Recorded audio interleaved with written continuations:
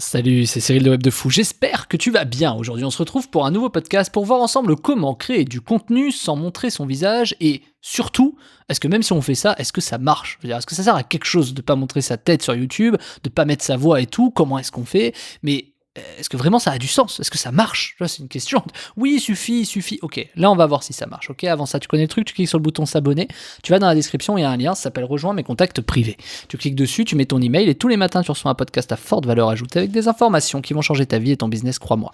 Également dans la description, il y a le lien Telegram. Le lien Telegram, c'est un endroit où je partage beaucoup de choses. Je partage mes projets, ma R&D, c'est-à-dire ma recherche de mes projets, de mes sujets, de mes tout ça, de mes boîtes, je partage mes bilans, je te partage des photos, je partage beaucoup d'audio également supplémentaires sur des idées qui me traversent, des choses. Bref, si tu veux me connaître un peu plus et voir un peu plus qui je suis, je t'invite à rejoindre Telegram. T'as le lien en description, ok? Allez, on y va pour le podcast.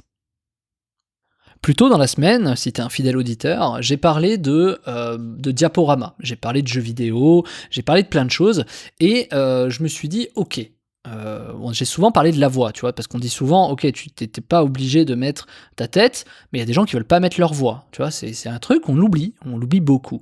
Bon, faut savoir qu'aujourd'hui, il y a des services. Est-ce qu'il faut forcément mettre sa voix? Non. Il y a des services, il y en a qui sont payants, il y en a qui sont gratuits, qui permettent de mettre la voix de quelqu'un d'autre. Mais le mieux aujourd'hui, je trouve, en tout cas moi les résultats que j'ai eu de manière le plus intéressante, parce que ça permet de faire beaucoup de choses, c'est d'avoir, tu sais, les voix aujourd'hui qui sont liées à l'intelligence artificielle. Il y a beaucoup de choses comme ça. Tout ce qui est par exemple les voix robotiques, tout ce qui est, enfin robotique c'est pas le bon mot, mais tout ce qui est les voix liées à l'intelligence artificielle. Tu sais, comme Alexa, comme Siri, etc. Ce genre de voix, comme Google, je sais plus comment elle s'appelle la voix de Google. Donc ça c'est des trucs qui permettent en fait de lire ton contenu, qui permet de faire en fait ta vidéo, enfin ton contenu plutôt, qui va de faire ton contenu sur YouTube avec un audio. Tu peux rajouter une petite musique de fond et aujourd'hui les voix sont tellement élaborées, enfin je sais pas si tu t'es intéressé au sujet récemment, mais les voix sont tellement élaborées aujourd'hui que des fois tu te poses la question, est-ce que c'est un humain ou un robot quoi? Et ça c'est des trucs, tu vois, qui je pense vont être un nouveau service, c'est-à-dire que demain on n'aura plus besoin tu vois, de payer quelqu'un pour mettre une voix quelque part. Finalement les robots pourront le faire de manière très pertinente. Et un robot, ça coûte pas forcément cher, ou voire même c'est gratuit si tu as des bons outils, des bons trucs, etc. Bon bref. Donc aujourd'hui, pour te dire qu'il y a beaucoup de choses qui peuvent être faites avec de l'intelligence artificielle, notamment des vidéos, des contenus, tu peux faire de la retouche, images, vidéos, tout ce que tu veux, de manière plus ou moins automatique, de manière plus ou moins robotique, de manière plus ou moins réelle ou non, enfin tu vois, t'as quand même beaucoup de possibilités. À l'heure d'aujourd'hui, on a tellement de possibilités, tu vois, j'ai bugué tellement j'ai pas réussi, il y a tellement de possibilités que ça nous noie un peu, tu vois, on sait pas trop par où passer, etc. Alors que, je sais pas, mais l'heure d'aujourd'hui, avec tous les outils qu'on a, toutes les capacités sur Internet, etc., c'est complètement fou. C'est complètement fou, et malheureusement, beaucoup restent derrière, parce qu'ils se bloquent, tu vois, parce qu'ils veulent pas montrer leur visage. Bon, aujourd'hui, il y a des solutions. Ils veulent pas mettre leur voix. Aujourd'hui, il y a des solutions. Ils veulent pas passer 1 heure à créer leur vidéo. Aujourd'hui, il y a des solutions. Ils veulent pas passer 1 heure avec du montage. Aujourd'hui, il y a des solutions. Bon, je vais pas faire tout le truc, t'as compris l'idée, quoi. Donc, en fait, créer du contenu sans montrer son visage, ni même sa voix, ni même créer soi-même son contenu, mais imaginer des processus pour réussir à créer un contenu sans forcément réfléchir à quel contenu on va créer, ça c'est quand même, enfin on arrive à des endroits aujourd'hui, à l'heure où on parle, qui sont complètement fous quoi. Tu vois, tu peux créer des identités, des marques, des machins, c'est ce que moi je fais. Je peux créer des gens, moi je gère une chaîne YouTube où la personne, enfin les gens pensent que c'est juste quelqu'un d'autre quoi. Mais en fait c'est moi, tu vois, c'est ça qui paraît complètement fou. Et donc ça monte très très vite, très très haut, ça fait beaucoup de vues, beaucoup de machins. Mais c'est pour t'expliquer que, ouais, finalement, quand t'as un bon process qui fonctionne et que t'es capable de le faire facilement, en fait le vrai sujet c'est que les choses qui marchent, ce sont celles qui sont simples, rapides et faciles. Et surtout, scalable. Parce que si c'est simple, rapide et facile, tu peux te concentrer finalement sur la scalabilité. Donc la scalabilité, c'est le fait de dupliquer, c'est le fait de faire ça en masse, quoi, tout simplement. Et à partir de là, t'as tout ce qu'il faut, en vérité. Tu vois, c'est bête, mais t'as tout ce qu'il faut.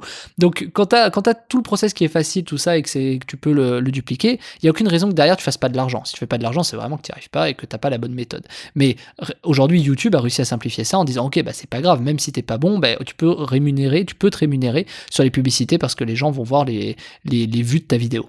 Donc finalement, c'est très intéressant, tu vois, de se dire que créer du contenu aujourd'hui, c'est extrêmement facile. Maintenant, t'as tout ça.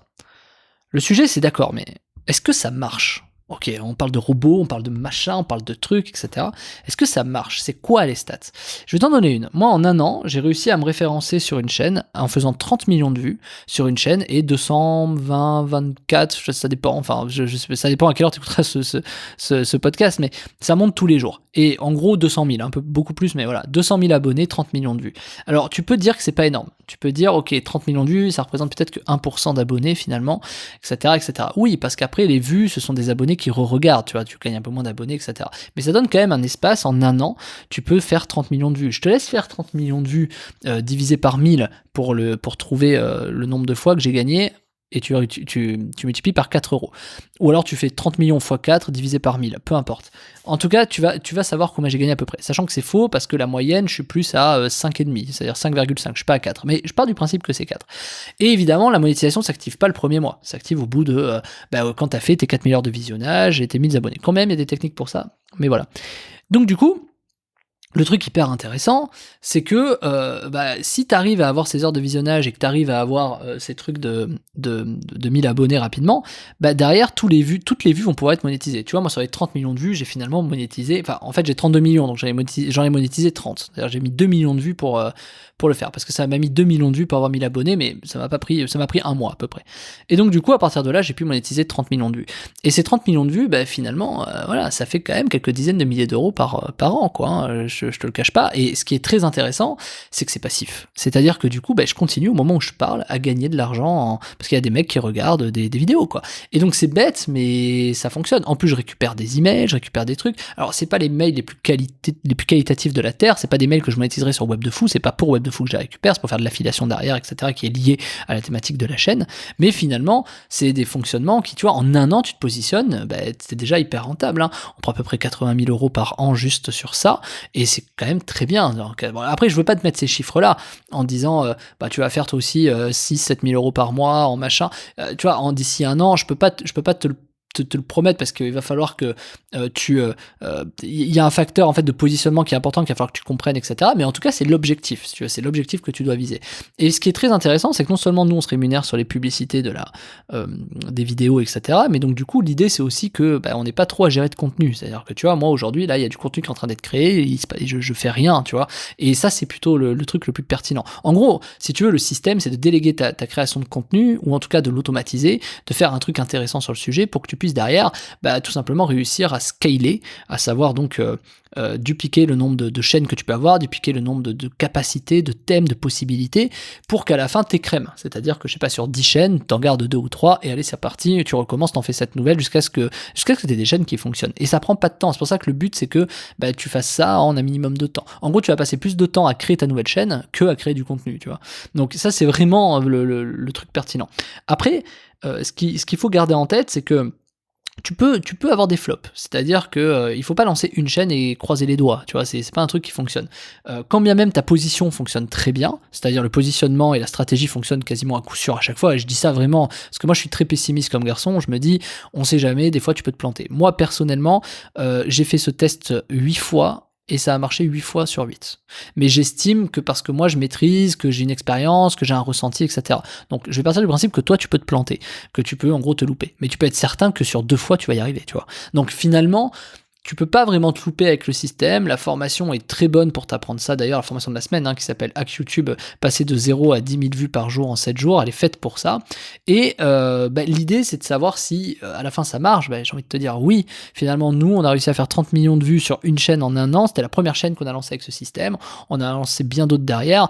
Et aujourd'hui, elles sont encore en train de se référencer. Elles se référencent toutes, en fait. Donc, c'est ce qui nous permet aujourd'hui d'avoir plus ou moins une certitude. Et quand tu cumules, je sais pas, 10 chaînes qui font 8000 balles par mois, tu vois, tout de suite, ça devient très intéressant. Et ce qui est surtout intéressant, c'est que tu puisses très rapidement pouvoir mettre ça en place. Ça veut pas dire que dans un mois tu vas faire 8000 balles, ça veut juste dire que dans un mois tu vas peut-être faire 600, peut-être 200, mais je veux dire dans tous les cas tu peux que gagner de l'argent si tu suis la méthode. Moi je te montre dans la méthode de la semaine que je suis parti de zéro, qu'est-ce que j'ai posté, où est-ce que je l'ai fait, comment j'ai fait, je te montre même, j'ai une partie dédiée à mon raisonnement, c'est-à-dire comment je suis arrivé à trouver ce raisonnement-là, pourquoi, je te le fais même dans 10 thématiques dans la formation, tu vas voir, je te fais beaucoup d'exemples dans la formation. formation pour te montrer que sur n'importe quelle thématique, je peux me positionner. Et c'est ça que j'essaie de t'apprendre, c'est que demain, tu dois être autonome pour te positionner sur n'importe quelle thématique.